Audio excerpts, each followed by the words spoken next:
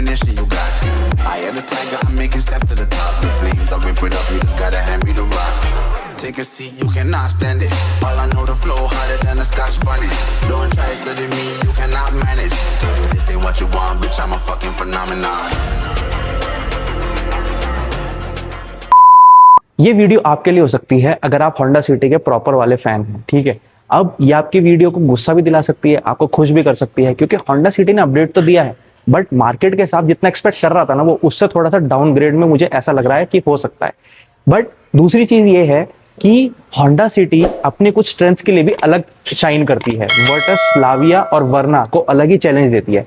इसमें आपको major changes जो पता चलेंगे वीडियो के लास्ट तक, वो आपका है interior changes, exterior changes, hybrid model worth है या नहीं है, कौन सा वेरिएंट सबसे वर्थ है, और हाँ फाइनली हम आपको हर चीज बताएंगे वीडियो में, तो आप एंड तक बने रहें। और दूसरी चीज ये है कि होंडा सिटी सबसे ज्यादा अब जो फेसलिफ्ट आया है वो सही में वर्थ है लेने के लिए 2026 में, या आप कॉम्पिटिटर्स पे जा सकते हो।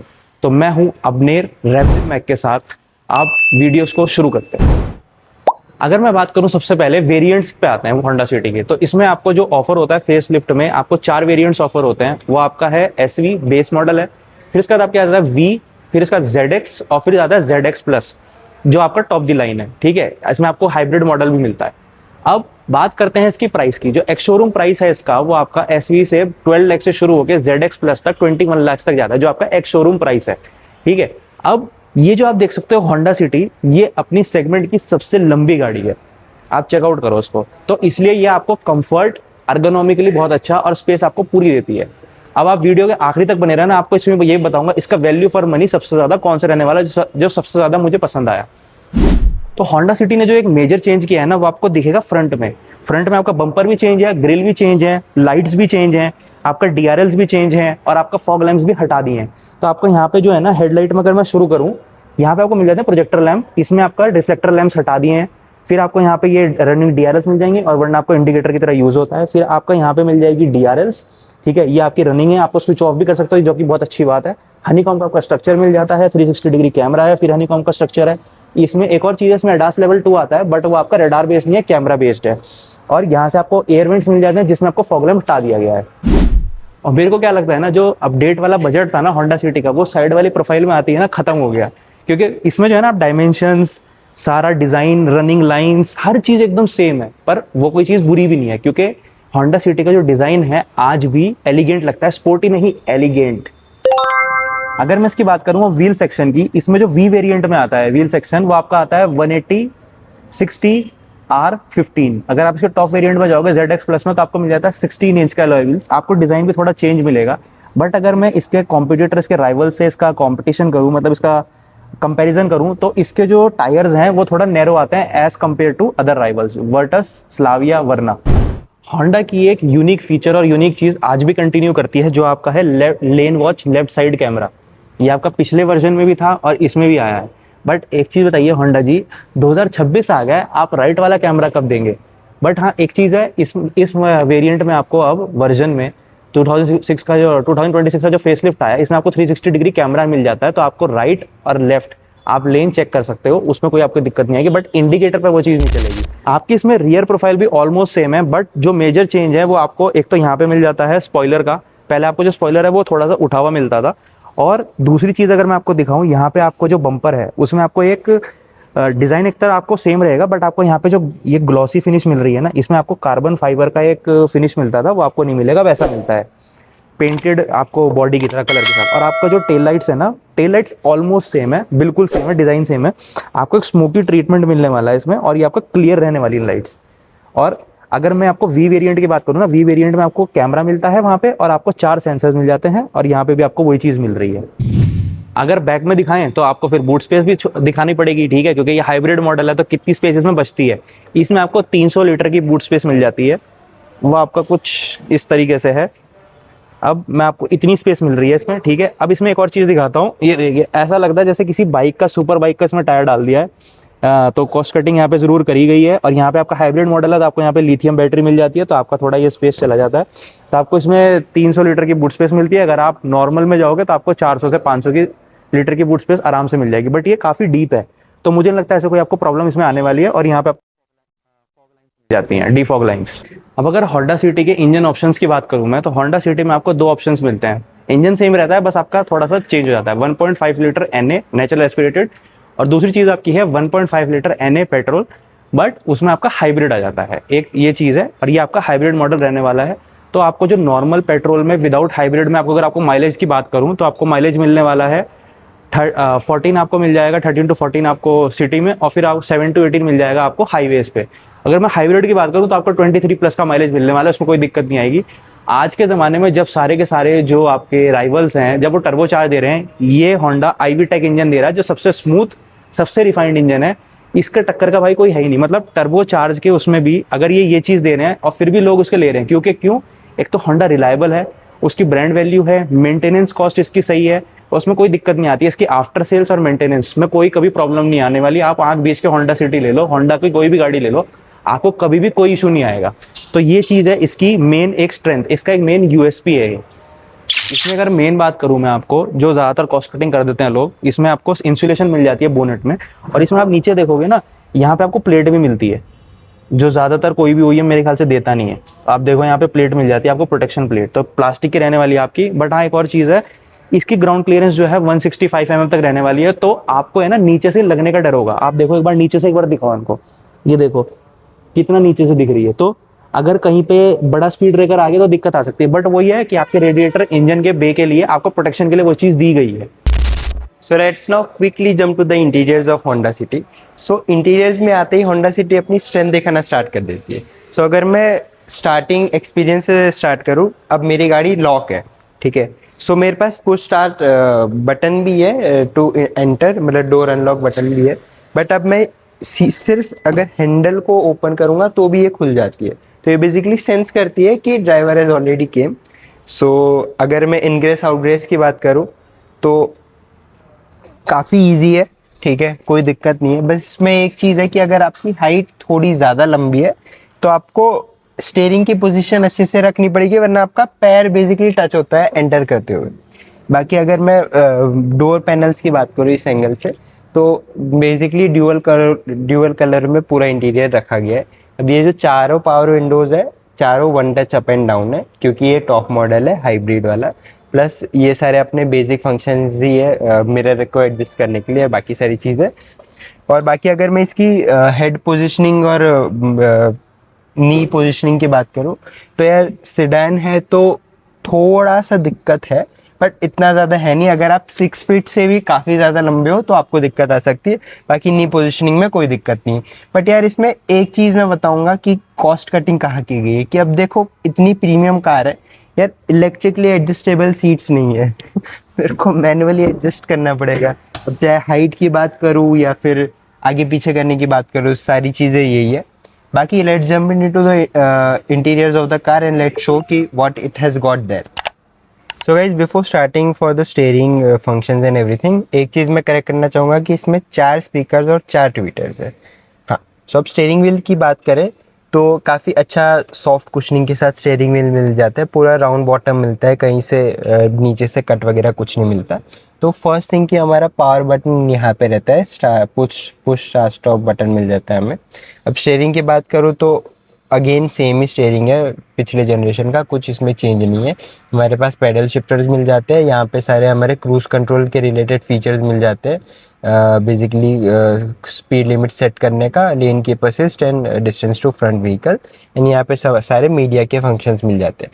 तो अगर मैं यहाँ की इंफोटेनमेंट की बात करूँ तो इसका जो लेफ्ट साइड का पूरा पैनल है that is fully digital, and right side वाला भी like half digital and half analogue है, क्योंकि इसका जो स्पीडोमीटर का जो बेसिकली रीडर मिल जाता है दैट इज़ एनालॉग, बाकी पूरा डिजिटल है। अगर इसके यहाँ के फीचर्स की बात करूँ कि इसमें क्या क्या मिल जाता है, तो देखो इसको first thing we have to adjust from here only, ठीक है। तो यहाँ पे हमारे पास फ्यूल काफ़ी सारी चीज़ें मिल जाती है, power charge, eco drive mode, इसके मैं डिटेल्स में नहीं जाऊँगा क्योंकि ये सिमिलर ही है। इसमें एक चीज़ काफ़ी अमेजिंग है कि हमें जी मीटर भी मिल जाता है कि आप कितने, बेसिकली अगर आप F1 के फ़ैन हो तो कितना जी फोर्स के साथ व्हीकल आपकी चल रही है, ठीक है। एंड बाकी सब बेसिक ही है। बस इसकी अगर सेटिंग्स की बात कर लूँ मैं, तो सेटिंग्स में आपको ड्राइवर रिलेटेड सारे फीचर्स मिल जाते हैं कि आपको कितना सेटअप करना है, की सेटअप कैसा है, लाइटनिंग क्या है, डोर का क्या है, and everything else. So that's common. And ये भी सारी जेनरिक चीज़ें कि यहाँ पे वाइपर्स से रिलेटेड है एंड यहाँ पे इंडिकेटर का है। तो अगर मैं इसमें एक चीज़ आपको दिखाना चाहूँगा कि अगर आप यहाँ देखोगे तो यहाँ भी आपके पास एक बटन रहता है। तो इसके वजह से आप क्या कर सकते हो कि अगर इफ़ यू वांट टू सी कि आपके लेफ्ट साइड कौन सा व्हीकल है और आपको इंडिकेटर नहीं देना, तो इंडिकेटर देने की ज़रूरत नहीं, सीधा उस बटन को दबा दो। एंड सेम 360 डिग्री कैमरा के लिए आपके पास लेफ्ट साइड में बटन मिल जाते हैं। सो यहाँ से आप अग्री कर दो, 360 डिग्री कैमरा भी आपका ऑन हो जाएगा। और अगर इसके स्टीयरिंग की मैं एक और चीज़ अच्छी बताऊँ तो इसमें टिल्ट टेलीस्कोपिक दोनों का एडजस्टमेंट है। So that is a very good point and obviously होना भी चाहिए यार, इतनी महंगी प्रीमियम कार है। अब अगर इसके मेन स्क्रीन की बात करूँ तो यहाँ इसकी पोजीशनिंग में बिल्कुल चेंज आया है कि पहले थोड़ा सा ड्राइवर इंक्लाइन रहती थी, अब लाइक बोनेट साइड ज़्यादा इंक्लाइंड है। बट अब इसमें मैं एक चीज़ बताना चाहूँगा कि यार ऐसा फील होता है कि आप किसी का फ़ोन साइड से देख रहे हो। मतलब आपको मतलब जो फील आएगा एकदम यहाँ आके देख के वो आपको ड्राइवर सीट से नहीं आएगा। मतलब ऐसा नहीं है कि देखने में दिक्कत है, दिखता नहीं है, that is all good, but still थोड़ा सा वो अलग सा फील करता है। बाकी अगर मैं इसके फंक्शंस की बात करूँ तो यार प्रीमियम है, कोई दिक्कत नहीं है, टच वगैरह सब अच्छा है। बस एक चीज़ है कि ये कुछ कुछ फीचर्स में लैग करता है जो आजकल के काफ़ी सारे ऑटोमोबिल्स दे रहे जो इसमें नहीं है। और इसकी मैं मेन चीज़ की बात करूँगा यार, देखो इसका 360 डिग्री कैमरा की क्वालिटी पर्सनली मुझे बहुत ज़्यादा अच्छी नहीं लगी। मतलब ऐसा लग रहा है कि जैसे मैं रात में देख रहा हूँ जबकि पूरा दिन वाला माहौल है। बट थोड़ा सा पिक्सल्स फट रहे हैं, मतलब ठीक है, it is not too much required, but still आजकल आदत हो गई कि हर चीज़ में काफ़ी टॉप नॉच होना चाहिए। तो बस यहाँ पे थोड़ा सा होंडा इम्प्रूव कर सकता था। इसके अलावा अगर मैं इसके बेसिकली फीचर्स की बात करूँ तो सेटिंग्स में हमें वही Bluetooth, Android auto, Apple CarPlay सारी चीज़ें मिल जाती है, बेसिक जो स्टैंडर्ड है, तो उसमें कोई कॉम्प्रोमाइज़ नहीं है। यूआई का इंटरफेस मिल जाता है और इसमें गेस्चर कंट्रोल्स भी मिल जाते हैं। तो बेसिकली आप song change, volume up down, mute, ये 3 चीज़ कर सकते हो गेस्चर कंट्रोल में। इसके अलावा lane watch camera, multi view camera, ये सारी चीज़ें मिल जाती है और इसमें कुछ है नहीं खास। एंड बाकी मैंने कैमरा वगैरह आपको बता दिया, रेडियो कंट्रोल्स, म्यूज़िक इसका काफ़ी अच्छा है, साउंड क्वालिटी वो हम आपको वीडियो में दिखाएंगे। सो अपार्ट फ्रॉम दैट अगर मैं और बातें करूँ तो इसका मतलब ओवरऑल डैशबोर्ड काफ़ी अच्छा सा, स्लीक सा, सिंपल सा लगता है। आपको ऐसा बिल्कुल मतलब कुछ अलग सा अटपटा सा नहीं लगेगा, काफ़ी प्रीमियम अच्छा सा दिखता है, सुंदर सा एकदम। बाकी यहाँ के एसी वेंट्स वगैरह भी काफ़ी अच्छे से बॉक्सी डिज़ाइन में दिए गए, तो दैट इज़ गुड। एंड एक चीज़ है कि आपका ये जो पूरा रीडिंग है that is digital but buttons physical है, तो मतलब एक फिजिकल टच का अभी भी फीलिंग रहता है इसमें। ड्यूअल जोन एसी कंट्रोल है, ऑटोमेटिक है दोनों तरफ। एंड यहाँ पे यार ये एक हंच तो दिया है बट आई डोंट नो ये किस यूज़ का है। अब मेरे को देखो चाबी, मैंने आपको चाबी नहीं दिखाई, तो ये है लॉक, अनलॉक, गाड़ी स्टार्ट करने के लिए एंड बूट ओपनिंग के लिए। तो सिंपल सी है, थोड़ा सा मतलब और प्रीमियम बना सकते हैं बट ठीक है, कुछ nothing is missing in it. बाकी हाँ, मैं यहाँ की बात कर रहा था, तो आई डोंट नो मैं यहाँ क्या रख सकता हूँ। देखो चाबी रखने के लिए तो मेरे पास ये आर्मरेस्ट के नीचे जगह है, या मान लो यहाँ नहीं रखना तो मैं यहाँ रख सकता हूँ, यहाँ मेरे कप होल्डर्स है। ये भी शायद चाबी के लिए ही होगी, तो चाबी के लिए तो चलो ये हो गया। अब ये क्या है, अब मैं फ़ोन तो रख नहीं सकता यहाँ पे, स्लाइड हो जाएगा, गिर जाएगा ऑब्वियसली, बट पता नहीं, मैं भी रख भी सकते हैं। बाकी यहाँ पे 12 वॉट का पावर सॉकेट मिल जाता है। यहाँ पे USB-C टाइप चार्जिंग भी मिल जाता है और B टाइप चार्जिंग भी मिल जाता है। बाकी और क्या रह गया, हाँ इसका ट्रांसमिशन पे आ जाता है।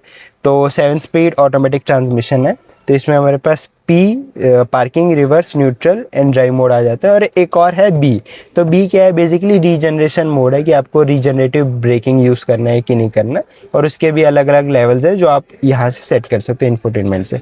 बाकी अपना ये क्या बोलते हैं इसको, ऑटो होल्ड पार्किंग ब्रेक आ गया, ब्रेक होल्ड का फीचर मिल गया। और इसका अगर आपको यहाँ दिख रहा हो, यहाँ पे आगे थोड़ा, हाँ, तो यहाँ पे हमारा वायरलेस चार्जर का भी ऑप्शन मिल जाता है। और इट इज़ वेरी गुड कि आपको इसको ऑन ऑफ भी आप इसको सेट कर सकते हो, so that is also good. And ये मैं आपको ऑलरेडी दिखा चुका हूँ, यहाँ पे आर्मरेस्ट के नीचे थोड़ा सा स्पेस मिल जाता है। बट इसमें एक चीज़ है यार, इतनी प्रीमियम गाड़ी है, armrest is not slide adjustable नहीं है, तो ये एक थोड़ा सा मिसिंग है। बाकी अगर को ड्राइवर की बात करें तो यहाँ पे कोई स्क्रीन वगैरह कुछ नहीं है। बाकी ये जो है आपको लग रहा होगा कि सॉफ्ट टच है, बट प्लास्टिक है, बट बहुत अच्छा लगता है, ऐसा कहीं से नहीं लगेगा प्लास्टिक है। ये पूरा प्लास्टिक में ये भी प्लास्टिक है। ये सॉफ्ट टच है डेफिनेटली। ड्यूअल टोन ऑलरेडी मैंने आपको बता दिया, ड्यूअल टोन में। बाकी हमारा एम्बिएंट लाइट है जो यहाँ पे भी है, यहाँ पे भी कैरी ऑन करती है। बाकी अगर मैं इसके स्टोरेज की बात कर लूँ तो ठीक ठाक है, कुछ ज़्यादा डीप ज़्यादा बड़ा नहीं है। लैपटॉप वगैरह में भी छोटा सा है तो रख सकते हो, बड़ा तो नहीं रख सकते। So that is good enough. And और कुछ बचा नहीं। बाकी अगर मैं सीट्स की बात कर लूँ तो यार कंफर्ट पोजीशनिंग काफ़ी अच्छी है, एकदम होल्ड करके रखती है। साइड के जो हिंजेस है वो भी काफ़ी अच्छे हैं और दोनों तरफ वेंटिलेटेड सीट्स मिल जाती है। So that is also very good. और यहाँ की बात कर ले तो यहाँ पे हमें ड्राइवर साइड वैनिटी मिरर मिल जाते हैं। ये क्या है, ये नहीं, लाइट्स नहीं है। एंड को ड्राइवर साइड भी वैनिटी मिरर मिल जाते हैं, लाइट्स दोनों में नहीं है। बाकी इसके मेन एम्बिएंट की लाइट यहाँ पे आ जाती है यार, ये दबाने में काफ़ी अच्छा लगता है काफ़ी अच्छा है। और एक चीज़ है, ये आप डोर की लाइट ऑन ऑफ कर सकते हो यहाँ से, मतलब जो बेसिकली बटन रहता है वो 3 वाला वो नहीं है, यहाँ दी गया है, काफ़ी अच्छा लगता है। और ये आपका सनरूफ के लिए, तो इसमें हमारे पास पैनोरामिक सनरूफ नहीं मिल जाता, नॉर्मल स्टैंडर्ड सनरूफ मिल जाता है। बट आई गेस काफ़ी है, सफिशिएंट है, सेडान है यार, सनरूफ बड़ा क्या ही करोगे, ठीक है। So this is all about front of vehicle. Now let's go to rear seats. So guys अगर रियर सीट्स की बात करें तो यार कंफर्ट बहुत अच्छा है, सेडान है, ऑब्वियसली होना चाहिए वरना कोई मतलब नहीं है। तो काफ़ी आराम से बैठ सकते हो, थाई सपोर्ट भी अच्छा है, बैक सीट्स भी काफ़ी अच्छी है, कुशनिंग वगैरह सब बढ़िया है। अब अगर मैं इसके हेडरेस्ट की बात करूं तो तीनों तरफ हमारे पास हेडरेस्ट मिल जाता है, बट इसमें कहीं भी हेडरेस्ट हमारा एडजस्टेबल नहीं रहता, तीनों हेडरेस्ट फिक्स्ड है। बाकी हमारा सेंटर आर्मरेस्ट भी मिल जाता है कप होल्डर्स के साथ। सो पोजिशनिंग वगैरह काफ़ी अच्छी है और तीनों सीट बेल्ट भी हमें मिल जाते हैं, दैट इज़ वेरी गुड। यार एक यूनिक चीज़ मैं बताऊँगा इसमें कि आप यहाँ देखोगे यार, आपको ऐसा लगेगा आप एयर होस्टेस को बुला रहे हो, एकदम वैसी वाली फील देता है ये यहाँ की लाइट्स। काफ़ी अच्छी सी चीज़ है ये, काफ़ी अच्छा लगता है। बाकी यहाँ की अगर मैं बात करूँ तो नॉर्मल स्टैंडर्ड एसी वेंट्स मिल जाते हैं और 2 टाइप सी का हमारे पास चार्जिंग सॉकेट भी मिल जाता है। बाकी बीच में थोड़ा सा हम्प है, बट इतनी कोई दिक्कत नहीं देगा आपको, मतलब सेंटर पैसेंजर को भी कोई दिक्कत नहीं होगी। अगर मैं बैठ के भी दिखाऊं तो सॉफ्ट है, मतलब जो भी कुशनिंग वगैरह है, तो it will not cause any issues. बाकी अगर मैं ये विंडो साइड की बात कर लूँ तो यहाँ पे अगर आप देखोगे तो यहाँ पे हमारे पास सन ब्लाइंड या सनशेड हमें नहीं मिल जाता है, बट वो सेम चीज़ हमें यहाँ पे बैक के लिए मिल जाती है, तो दैट इज़ वेरी गुड। बाकी हमारे पास कुछ वेंटिलेटेड सीट्स वगैरह का ऑप्शन नहीं मिल जाता। बाकी ये जो विंडो है वो ऑल 4 अप डाउन है, so that is also good. बाकी मैं स्पीकर बता चुका हूँ, 4 स्पीकर 4 ट्वीटर्स है। कप होल्डर्स वगैरह यहाँ पे मिल जाते हैं यहाँ पे, एंड सीट के पीछे थोड़ा सा रखने की जगह मिल जाती है। बाकी हमारे जो डोर हैंडल्स है, grab door handles, that is common only, nothing new. So that's all about Honda city back seats. अब आते हैं वीडियो के सबसे इंपॉर्टेंट सेक्शन पे। तो सबसे ज्यादा वैल्यू फॉर मनी जो आपका वेरिएंट है ना, वो आपका है वी वेरिएंट, जो आपका एक्स शोरूम प्राइस आपकी आती है 13.3 लाख से, और आपका जो ऑन रोड प्राइस है वो 15 to 16 लाख मिल जाएगा एज पर दी सिटी। अभी हम बैंगलोर में खड़े हैं तो बैंगलोर में आपको 16 तक आ जाना चाहिए, नो इशूज। तो मैं जानबूझ के वाइट वाले के सामने खड़ा हूँ ताकि आपको एक अंदाजा लग जाए कि वाइट में कैसी लगती है होंडा सिटी, जो फेसलिफ्ट और ब्लैक में तो आपको दिखाई चुका हूँ। और एक और चीज, ब्लैक में है ना आपका एक नया कलर आया है इस टाइम होंडा सिटी में, जो पहले मिसिंग था। तो अब बात करते हैं वापस वी वेरिएंट है। वी वेरिएंट में आपको एडास लेवल 2 मिल जाता है, जो कैमरा बेस्ड है, वो टॉप मॉडल में वो कैमरा बेस्ड रहता है। क्रूज कंट्रोल है, 6 एयर बैग्स है, सारे स्टैंडर्ड फीचर्स मिल जाते हैं। Electronic stability control, brake assist, lane departure वगैरह सब कुछ मिल जाएगा आपको। आपको 360 डिग्री कैमरा नहीं मिलेगा उसमें, हाँ, बट आपको रिवर्स कैमरा मिल जाता है विद 4 पार्किंग सेंसर्स। और आपको जो है सनरूफ नहीं मिलता है, 16 इंच के अलॉय व्हील्स नहीं मिलते हैं जो आपको 15 इंच के मिलेंगे, और सेक्शन आपका 180 का मिलता है। टॉप मॉडल में आपको 185 का mm का मिल जाएगा। तो आपकी कुछ चीजें ऐसी हैं, और आपका जो है ना, जो ज्यादा जरूरी फीचर्स हैं जितने भी सारे के सारे, वो आपको वी वेरिएंट में मिल जाएंगे। और आपका वी वेरिएंट में सनरूफ तो आएगा ही नहीं, प्लस हाइब्रिड नहीं आएगा, आपको नॉर्मल मॉडल मिलेगा। पर हाँ, जितने भी रोज के आपके फीचर्स हैं जो आपको जरूरत है वो आपको वी वेरिएंट में मिलेंगे। तो सबसे ज्यादा वैल्यू फॉर मनी आपका वी वेरिएंट है। आप वी वेरिएंट पे जाओ, और बाकी तो आपके ऊपर है, अगर टॉप मॉडल के पैसे हैं तो आप टॉप मॉडल में जाइए। बट ना वरना सबसे best value for money for Honda City new is V variant. So अब बात करते हैं फाइनल वर्डिक्ट के होंडा सिटी 2026 पे आपको जाना चाहिए नहीं जाना चाहिए।